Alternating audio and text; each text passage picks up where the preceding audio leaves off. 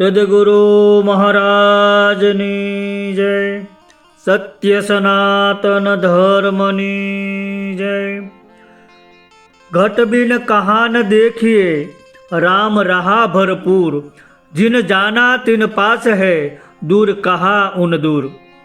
सर्वे संतो महंतो भक्तो ज्ञानी हंसो ने जिज्ञासु आत्माओं ने वंदन साथे जय गुरु महाराज। संतों ने अपने ऊपर बहु मोटी कृपा से, संतो बहु दयालु होय छे, परोपकारी होय छे। जीवने जगाड़वा माटे हासा संतोए पोताना जीवन समर्पित करी दीधा छे। गहन आध्यात्मिक वातों ने दाखला दृष्टांतो आपी अने सामान्य जिज्ञासु समझी सके एटली सरल बनावी अने वाणी द्वारा, भजनों द्वारा, सत्संगों द्वारा आपने आध्यात्मिक ज्ञान पीरस्युं छे। तो आज कबीर साहेब ने एक वाणी ने समझवानो मती अनुसार प्रयत्न करवो छे। आ वाणी में कबीर साहेबे परमात्मा की सर्वव्यापकतानी वात ने दृष्टांत द्वारा एकदम सरल रीते समझावी छे। तो जोईए कबीर साहेब ने वाणीना शब्दों। मुखड़ू से के पानी में मीन प्यासी मोहे देखत आवे हांसी। पानी में मीन प्यासी मोहे देखत आवे हांसी। कबीर साहेबे मुखड़ामां ज कही दीधुं छे के माणस परमात्मानी खोज करे छे ए केटली बधी हास्यास्पद छे। अने आ वातने समजाववा माटे एमणे मीन एटले के माછલીનું दृष्टांत आप्युं छे। कबीर साहेब कहे छे के 24 कलाक पाणीमां रहेनारी माછલી जो तरसथी तड़पे तो ते जोईने मने हसવું આવે છે કે कारण के पाणी तेनो आधार छे, पाणी जेनुं जीवन छे। पाणीनी बहार माछली रही ज न शके अने छतांय माछली एम कहे के हूँ तरसी छुं तो ये बात केटली विचित्र लागे, केटली हास्यास्पद लागे। हवे माछलीनुं तो कबीर साहेबे दृष्टांत लीधुं छे, बाकी वात तो आपणने माणसोने समजाववानी ज छे के जे वस्तुमां तू पहेलेथी ज डूबेलो छे एने माटे तू बहार गोते छे तो ए केटલું अज्ञान छे। माणस परमात्मा भेळो रहे छे छतां परमात्माने गोतवा माटे बहार दूर दूर भटका करे छे। पण ए वातने ज्ञान दृष्टिए समझीए तो मीन माछली एटले जगतनो जीव अने पाणीने परमात्मा समजी ल्यो। छतांय पाणीमां जीवे छे अने ए माछली तरसी छे कारण के तेने पोताने आसपासना पाणीनो बोध ज नथी, ख्याल ज नथी। हवे आ दृष्टांत तो आपणे मात्र समजवा पूरतुं ज होय।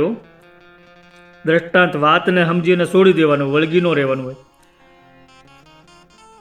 जे रीते माछली पाणीथी अलग नथी एम जीव परमात्माथी अलग नथी। परमात्मा सर्वत्र छे अने छतांय पूछवुं के परमात्मा क्यां मळे? परमात्मा शोधवानो विषय नथी, अनुभववानो विषय छे।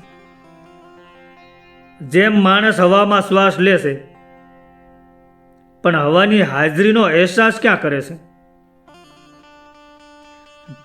पण जे घड़ीए श्वास रोकाई जाए त्यारे हवानी किंमत समजाय, त्यारे खबर पड़े। पण आ वात आत्मज्ञान थया पछी समजाय छे के हूँ जेमां तरसतो हतो एमां ज हूँ पोते हतो। आ वात ज्ञान थाय पछी समजाय छे। हवे आगळनी कड़ीमां शुं कहे छे कबीर साहेब કે આત્મ સિના બિના જ્ઞાન કૈસા, મથુરા ફિરે કોઈ કાશી, કસ્તુરી મૃગ કે નાભી બસત હૈ, સુગત ફિરે વો ઘાસી. કબીર સાહેબે ભજનના મુખડામાં જે વાત કરીને એ જ વાતને વધારે સ્પષ્ટતાથી સમજાવી છે કે આપણે પરમાત્માને શોધવા કેવા ફાંફા મારીએ છીએ. પરમાત્મા આપણી ભેળો જ રહેશે, છતાં આપણે અજ્ઞાનતાથી એને ગોતવા માટે બહાર દૂર દૂર ભટકા કરીએ છીએ. કોઈ પરમાત્માને કાશીમાં શોધે છે, તો કોઈ મથુરામાં શોધે છે, કોઈ વળી દ્વારકામાં શોધે છે, તો કોઈ તિરુપતિ જાય છે, તો કોઈ અમરનાથ જાય છે, તોય ક્યાંય પરમાત્મા મળતા નથી. જેમ કસ્તુરી મૃગની નાભીમાં જ છે, પણ એ સુગંધ માટે જંગલમાં દોટું દે છે કે સુગંધ અહીંથી આવે છે, અહીંથી આવે છે. એમ એક એક ઝાડવા સૂંઘે છે અને ભટક્યા કરે છે, પણ તેને ખરેખર ખબર જ નથી કે હું જે સુગંધને માટે ઝાડવે ઝાડવે ભટકું છું, એ સુગંધ તો મારી નાભીમાં છે. સુગંધ એની નાભીમાં છે, એનું એને જ્ઞાન નથી. એમ માણસની પણ પરમાત્માને શોધવાની દોટ વ્યર્થ છે. માણસ ભમી ભમીને મરી જાય, પણ હાચી વાત માનતો નથી, આત્માને ઓળખતો નથી, અને તોય વળી પાછા જ્ઞાનીપણાનો દાવો કરે છે. એ આપણે મૂર્ખામી છે. નરસિંહ મહેતાએ પણ કીધું છે કે આત્મતત્વ સીનો નહીં ત્યાં સુધી સર્વે સાધના જૂઠી. આત્મતત્વને જાણ્યો નથી ત્યાં સુધી ગમે તેટલા જપ કરો, તપ કરો, હોમ હવન કરો, યજ્ઞ કરો, એ બધું વ્યર્થ જ છે. એનાથી કાંઈ વળે નહીં. હું કોણ છું, ક્યાંથી આવ્યો છું, મારું તત્વ શું છે, ક્યાં જવાનો છું, એ કાંઈ જાણતો નથી અને મિથ્યા અભિમાન કર્યા કરે છે. સંતોની સાચી વાત સાંભળતો નથી, સાચી વાત માનવા તૈયાર નથી અને માયાની પાછળ પડ્યા છે. પ્રત્યક્ષ પરમાત્મા પોતામાં છે અને છતાં એને નિરખતો નથી અને બહાર શોધે છે. સાચી વાત જેમ છે તેમ માને નહીં, તો પછી કેમ કરીને સુખી થાય? અજ્ઞાનીને માયા દેખાય અને જ્ઞાનીને પરમાત્મા દેખાય. આટલો ભેદ જ્ઞાની અને અજ્ઞાનીમાં સહે છે. કારણ કે જ્ઞાની જ્ઞાન દ્રષ્ટિથી દેખે છે અને અજ્ઞાની અનુમાનથી દેખે છે. તેથી તેને પરમાત્માના દર્શન થતા નથી. પણ પરમાત્મા શોધવાનો વિષય નથી, પણ એને જ્ઞાનથી અનુભવવાનો છે. અને એ અનુભૂતિ ત્યારે જ થાય છે કે જ્યારે દેહાત્યા છૂટે, શબ્દ સ્પર્શ રૂપ રસ ગંધ જેવા વિષય રસ અને હું પણ છૂટે, અહંકાર છૂટે, મારું તારું છૂટે, આ બધું છૂટે ને ત્યારે અનુભૂતિ થાય છે. હવે આગળની કડીમાં શું કહેશે કબીર સાહેબ કે જોગી હોકર જટા વધારે, જન જન ફિરે ઉદાસી, પંડિત હો કે પોથી વાસે, તોય ન મિલે અવિનાશી. હવે આ કડીમાં કબીર સાહેબ સમજાવે છે કે કોઈ વેશભૂષામાં કે પુસ્તક પાન્યમાં ક્યાંય પરમાત્મા જળશે નહીં. કોઈ જોગી બનીને જટા વધારે, લાંબી દાઢી રાખે, ડોકમાં માળાના બેરખા પહેરે અને જંગલ જંગલ ભટકે, તોય પરમાત્મા ક્યાંય મળે એમ નથી. અગર કોઈ પુસ્તકો વાંચી વાંચી પંડિત થઈ જાય તોય આત્મજ્ઞાન થાય એમ નથી.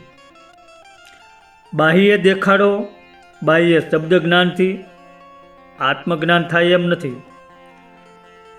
કારણ શું છે કે ગ્રંથોનું પુસ્તકોનું જ્ઞાન છે ને એ તો બીજાના અનુભવનું વર્ણન છે, જ્યારે આત્મજ્ઞાન એ તો પોતાનું સીધું અનુભવ જ્ઞાન છે. એ તો તમને કોઈ હાચા સદગુરુ મળે તો જ સમજાય, બાકી ન સમજાય. અને જે ખજાનો આપણે શોધીએ છીએ ને એ આપણા જ અંતરમાં વસે છે. માટે બાહ્ય ક્રિયાઓ અને ભટકાર છોડી અને હાચો માર્ગ પકડવો જોઈએ. હાચો માર્ગ શું છે? હાચો માર્ગ એ છે કે પોતાના સ્વરૂપને ઓળખવાનો અને ગુરુ તત્વનો આશરો લેવો. અંતરની આ દ્રષ્ટિ જ 84ના બંધનને તોડી મુક્તિનું દ્વાર ખોલે છે. હવે આગળની કડીમાં કબીર સાહેબ એમ કહે છે કે મસ્જિદ ચઢકે મુલા પોકારે તોય ન મીટે જમ ફાંસી, કહત કબીર સુનો ભાઈ સાધુ ગુરુ બિન મીટે ન 84. કબીર સાહેબની નજરમાં કોઈ જ્ઞાની, કોઈ અજ્ઞાની, કોઈ જાતિ, નાત જાત એવું કાંઈ નહોતું. એમણે જે કાંઈ કીધું છે ને તે સર્વ મનુષ્ય માટે કીધું છે. આપણે જે જ્ઞાતિ જાતિના વાડા પાડ્યા છે આપણા અજ્ઞાનના કારણે પાડ્યા છે. કબીર સાહેબે બધાને કીધું છે. હિન્દુઓને કીધું કે મંદિરોમાં ભગવાન ક્યાંય નહીં મળે, એમ ઇસ્લામ ધર્મ પાળવાવાળાને પણ કીધું કે મસ્જિદમાં બાંગ પોકારવાથી અલ્લાહ નહીં મળે. તો પછી કેમ કરીને જમ ફાંસી મળશે? ફાંસી એટલે જન્મ મરણનો ફંદો. તમે ગમે તેટલા મંદિર મસ્જિદોમાં દેવળોમાં જશો, ગમે તેટલા યાત્રાધામો કરશો, ગમે તેટલા ક્રિયાકાંડો કરશો, તોય 84ના ફંદામાંથી બચી નથી શકવાનું. તો પ્રશ્ન થાય કે આનો ઉપાય શું? તો છેલ્લી કડીમાં કબીર સાહેબે કીધું કે કહત કબીર સુનો ભાઈ સાધુ ગુરુ બિન મીટે ન 84. કબીર સાહેબ કહે છે કે સાંભળો ભાઈ સાધકો, તમે સંતોની વાત માનો. હાચા સદગુરુ વિના તમને પરમાત્મા નહીં મળે. હાચા સદગુરુ તમને મળે તો જ 84નું બંધન છૂટે એમ છે. તો હવે ગુરુ કોણ?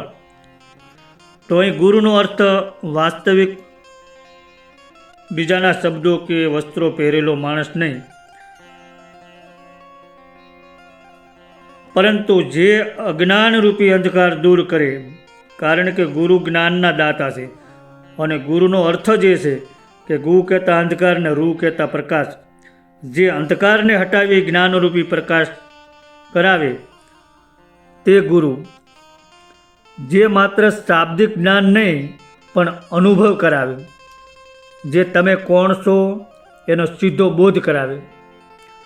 આવા હાચા સદગુરુ મળે તો આત્મજ્ઞાન કરાવી શકે. માટે બીજા બધા સાધન કરવા મૂકી હાચા સંતો કહે તેમ કરવું જોઈએ. અને ત્યારે આ ભવસાગરનો અંત આવશે અને તો પરમાત્મા પોતાના ઘટમાં ઓળખાશે. પછી બધો બહારનો ભટકાર મટી જશે અને પછી આઠે પોર આનંદમાં રહી શકશો અને પછી પરમાત્માને ક્યાંય શોધવા નહીં જવું પડે. સદગુરુ મહારાજની જય.